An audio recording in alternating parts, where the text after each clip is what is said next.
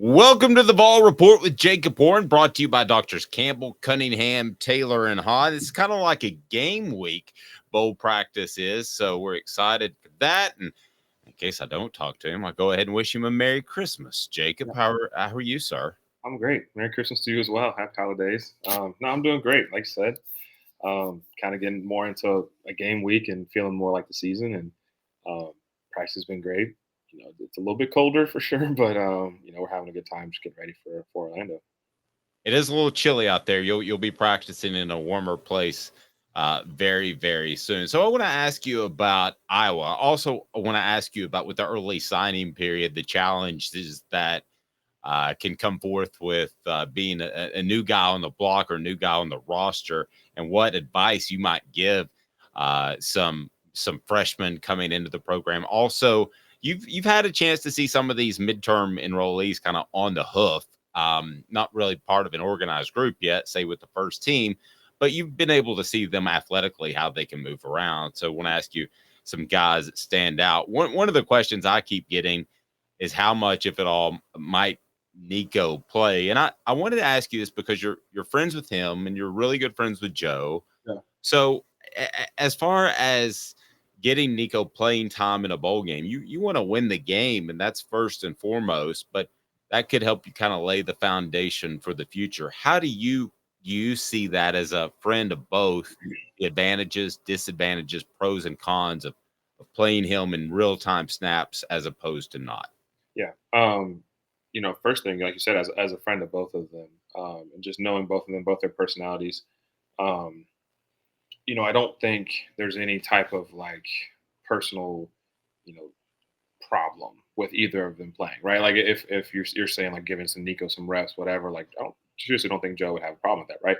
But like you said, the goal of a bowl game, like we're there to win the bowl game. We're not just there to have fun. We're not just there to whatever. And obviously if that's being done, whatever, I think I guess there's not a problem with it. Um, Again, end of the day is we're gonna put the best guys on the field, you know, to compete, whatever it may be. But I do think, yeah, I think it would be great for Nico to get some snaps and to get some work. Um, Obviously, he's gotten some good snaps this year and has shown kind of what he can do. But there's a big difference between some people call some significant snaps, right? There's a big difference between that and just kind of the end of the game stuff that it seems like he's kind of gotten throughout this season. Um, so yeah, I don't know. We'll see how it plays out. I definitely would love to see him out there and really love to be playing with him. So we'll see. We'll see what happens. It speaks a lot, I think, to Joe's selflessness, which he had and even coming back with Hendon Hooker being the starter in 2022, Yeah, that he would be open to that. It really is the quintessential team player. yeah, for sure. And again, I don't want to necessarily put words in his mouth, but that's just from what I have seen, from what I could tell from him, is that as he's moving on to this next chapter, I think that it would be, I wouldn't see why that would be something that upset him, especially if it's a situation where we're pretty comfortable in the game. So yeah, we'll see. He's been great, man. He's been great with Nico. I think it's great because we also, you mentioned the early enrollees, right? We just got one of our new quarterbacks in, the young guy Jake, and I can see Nico kind of almost with the same look in his eye. I mean, the same like kind of hand over arm over his shoulder, kind of helping hand that Joe had with him when he first got here. Nico's now kind of treating this new guy kind of the same way. So man, it's really cool to see the impact that Joe, but also man, Hendon has started truthfully with Hendon and just his leadership, and it just kind of trickles down, man. And it's something that that's how you build great programs, is by having great leaders. And being a great leader means being able to teach other people how to lead. So man, Joe's done a great job of that with Nico, and so excited to see Nico kind of do the same as we move forward. Yeah, maybe Jake ends up doing the same thing with Nico's little brother Madden one Yeah, day. we'll see. Hopefully. We got kind of a lineage going there. How challenging do you think it's been for Nico to go from being the topic of conversation everywhere to not being on the field? Yeah, that's a big piece of recruiting that people don't talk about a whole lot, is how tough that can be on a guy's mental, right, on just your ego. I think that that's a big thing. It's a negative connotation word, ego is, but it's not necessarily a bad thing unless it's you're over, just really egotistical, whatever. But it's a shot to your ego for sure whenever you're used to being the guy that literally everyone is talking about. Everybody wants to know what's up with him, and everybody still does for sure, right? People still notice, and people still know who he is, and ask him to take pictures, stuff like that. It happens all the time, but um, it's tough to kind of take that back seat and to realize that you kind of got to wait your turn and um, again learn from everything that's going on in front of you. Don't make the same mistake as the guy in front of you, and just try to be as productive and as get as good as you can while you're kind of waiting your turn. And when it is your turn, going out there and making the most of I want to ask you about some of those midterm enrollees that are participants in practice. I mean, it's interesting they're able to participate in practice after just being on campus for a couple of days. I've always thought that was it. Yeah. a neat kind of rule. I'm not sure how much they can do, but I was talking to you before, and you said, yeah, you can kind of tell some of the guys that are good natural athletes that might be good fits. So I want to ask you some of those guys that have stood out. It's the Vol Report with Jacob Warren, brought to you by Doctors Campbell, Cunningham, Taylor, and Hahn. Look at me, LASIK, with no contacts, no glasses. I absolutely love it. They do cataract surgery as well, and they are local and they care for you. Certainly appreciate Doctors Campbell, Cunningham, Taylor, and Hahn by bringing you the Vol Report with Jacob Warren. Who are some of the midterm guys that you've seen? Maybe it is Jake Merklinger, but that you've seen stand out to this point?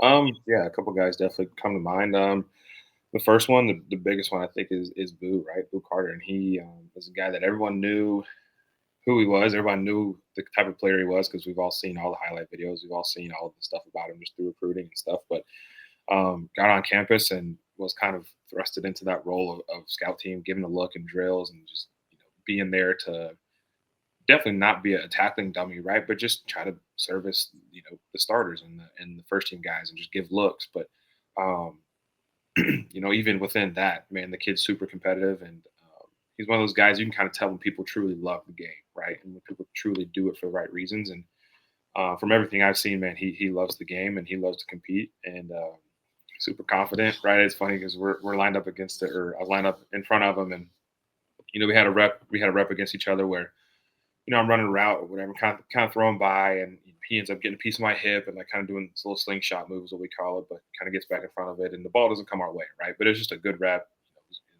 good coverage and a good route and everything, and just his energy immediately after the play. And the guy doesn't even know me, right? He doesn't know who I am. I introduced myself to him and just told him like, "Welcome, happy to have you," all stuff, and he's giving great energy and just saying, good rep, dude, like, and like just super confident, super just comfortable in his own skin, and he's going to be a super special player. And then Mike, is it Matthews? Mike Matthews, is that his name? It is Wide Mike Matthews. receiver. Yeah, yeah. Didn't realize he was a 5-star, but just saw him just absolutely pop on the field, and just how explosive and fast, and his hands and his just awareness, everything like that. Kind of opened my eyes to it. I was like, oh wow, yeah, I didn't realize, but he's a 5-star. That's really cool. Like, and again, stars don't matter at this point; they really don't. But man, super super talented kids that are coming in, and unfortunately, won't get to play with them. But it's cool to kind of just see them start out their career as I'm kind of moving along with mine. It's pretty interesting. You would mention a couple of guys like that in particular. Boo's recruitment. I'm sure you weren't following it, but it was kind of interesting as he maybe flirted with Colorado, and he became one of those players that I think fans were kind of fixated on. Maybe it's the name, maybe it's in state. I don't know why those guys just become Yeah. guys people fixate on, but the positive review is something that fans will certainly appreciate. What would you, now that there's a signee class almost in, and the first signing day has become the primary Yeah. signing period, Right. what piece of advice would you give to Boo, Mike, or any of those guys as they transition from being the star on their team to part of a team with a lot of stars? Yeah. My advice would be don't wait. Don't wait to put yourself out there. Don't wait to make friends. Don't wait to kind of feel it out and whatever. I think just go for it full speed, especially with guys that are super talented like that have the ability to play early for sure. And that's kind of how it's getting in recruiting, right? You recruit the guys you think can play for you pretty much immediately. I'm not saying that they will or whatever, but um, just encourage them to not wait for it, man. Just go out there and go take it. And you know, again, I wasn't in the same position, right? I came in and was not ready to play, was not physically, mentally, whatever, just not ready to go. But I'm sure one of those guys, just man, go for it. Go take what you think is yours. If you're a guy like me that might not physically, might have some development, right, that you need to be had before you're ready to play. Um, Again, I guess it goes for the same way, man. Don't wait. Don't think that you have all the time in the world because luckily for me, I had 6 years, right? But still, it goes by quick, and you look back and you realize how much differently you could have done things, and um, man, just enjoy the ride because it'll be gone pretty quick. So. Were you at all hesitant early in your career? You say don't wait. I wonder if that's something you Um, learned personally. yeah, when I say don't wait, I just mean like because the game is for me at least is extremely mental, right? And it's extremely I don't even know how to describe it. My mental state and my confidence and my the way I feel about just myself, right, affects truthfully a lot how I play the game. And if I go into a week feeling extremely confident, feeling super juiced up, like I genuinely play really well. If I'm going into the week, whatever, right? Just not checked in, not as confident in something. Maybe I had a bad week at practice catching the ball, or maybe I had a bad week in practice with a certain thing in my run blocking. Like I have to truly, talk myself into a mentality of like, nah, man, like forget that. You're still the player that you are. Right? Just being able to control my thoughts and my emotions and the way that I talk to myself is something that I didn't learn until recently, right? But man, even if that was me freshman year, I was 17 years old, stepped on campus. If I had the same mentality now, and if I was able to control my confidence and not let anyone else take that away, right? No external factors can take that from me at this point. But um, if I knew that and I was able to do that, I think I would have shown a lot more progress the first two years or so that I was here, and wouldn't let that kind of be a crutch. Wouldn't let that hold me back. Right? I think I would be much more encouraged and motivated to eat the right way and work out and get as strong as I can, get as fast as I can, learn the playbook the most I can, regardless of whether I was getting reps on Saturdays or not. That was super long winded, but yeah, that's what I would say. I would That was encourage great. and encourage them to do is just kind of man, forget exactly like anything, whatever other people are saying, doesn't matter what fans are saying, doesn't matter what people like Mr. Dave Hooker are saying, doesn't matter what what the coaches say. It doesn't matter what the coaches say for sure. Like you probably listen to them, but end of the day is you have your destiny in your hands, and obviously the Lord, right? The Lord in the Lord's hands. I'll say that, but man, you control kind of the pieces you move and what you do to kind of prepare yourself to play. And if you're not seeing any progress, it's probably because you're not doing the work for it. So. Well said, man. Okay, I'm going to ask you this now. I didn't want to ask you during the season because I felt like I was putting you on the spot, and Yeah. we'll have time to get to Iowa, and that's certainly going to be a very pressing issue very soon. Mhm. But was there ever a time during the season, maybe after a loss, or maybe after you got dinged up, or maybe after you're seeing somebody have success in the NFL that you played with, Mhm. was there ever a time where you thought maybe I should have gone to the NFL?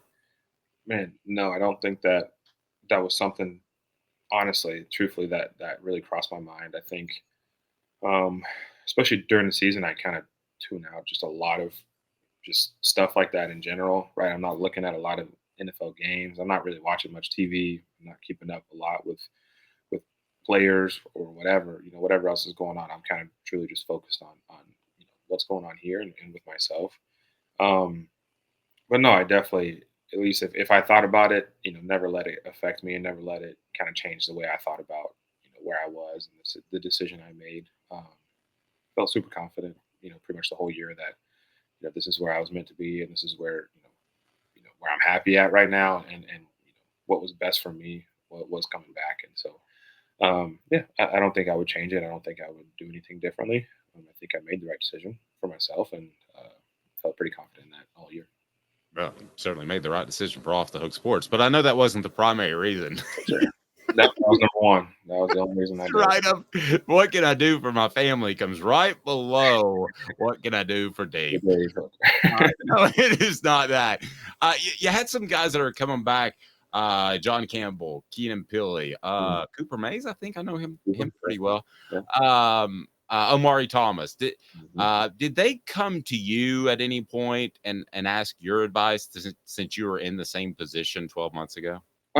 So I mean, I've talked to the guys just here and there because I was curious myself, right? Like, especially guys like Cooper, right? People that I'm, decently close with and have, pretty good relationships with. Is just going up to them and just asking straight up, like, hey, where's your mind at? Like, what are you thinking?